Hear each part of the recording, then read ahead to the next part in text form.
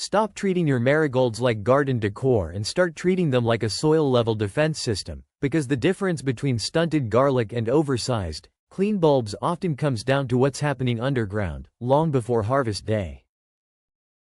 Garlic beds look calm on the surface, but below the soil, it's a constant battle. Root knot nematodes, microscopic, nearly invisible worms, invade root systems, draining energy and deforming bulbs before you even notice a problem. Many gardeners plant marigolds for color, spacing them randomly and hoping for some vague, companion benefit. That approach misses the point entirely. Marigolds are not passive companions, they are active defenders. Their roots release a compound that transforms the soil around your garlic into hostile territory for these pests. When used intentionally, they become a living barrier that protects your crop at its most vulnerable stage. The real power of marigolds lies in a natural compound called alpha-terthional, exuded directly from their roots into the surrounding soil. This isn't folklore or gardening myth. It's a biologically active substance that interferes with the nervous systems of root knot nematodes. When these pests attempt to feed on marigold roots, they are effectively paralyzed and neutralized before they can spread to nearby garlic.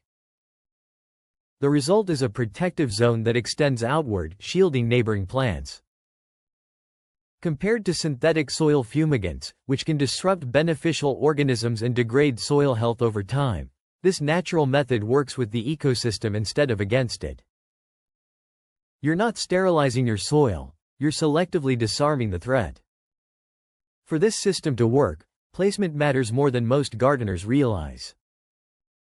French and Mexican marigold varieties are particularly effective because they produce higher concentrations of these protective compounds. Instead of planting them at the edges of your garden, interplant them directly among your garlic rows so their root systems overlap. This creates a continuous underground shield rather than isolated pockets of protection. Timing is just as critical. Get your marigolds in early in the spring, ideally before soil temperatures rise enough to activate nematode populations. By the time pests become active, your marigolds should already be established and releasing their defensive chemistry. The benefits don't stop below ground. Marigolds release a strong, pungent scent that can confuse and deter above-ground pests like onion flies and thrips, both of which are drawn to garlic. This scent masking effect makes it harder for pests to locate their target. At the same time, marigold blooms attract beneficial insects such as hoverflies and predatory wasps, which help control aphids and other unwanted visitors.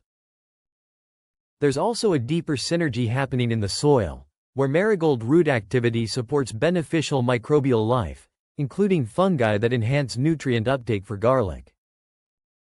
The result is not just protection, but a more resilient and productive growing environment. When harvest time comes, the difference is unmistakable. Garlic grown in unprotected soil often shows signs of stress, smaller bulbs, irregular shapes, and compromised skins. In contrast, garlic grown alongside marigolds tends to produce larger, cleaner, and more uniform heads.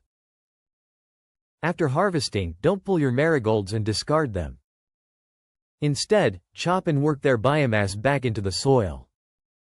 This returns organic matter and extends their protective benefits, conditioning the soil for the next planting cycle. Over time, this practice builds a self-sustaining system where each season strengthens the next. Treating marigolds as a tactical tool rather than decoration changes everything about how your garden performs. Subscribe to Timeless Humus Path for more practical, soil-first strategies that turn ancient growing wisdom into real, measurable results in your garden.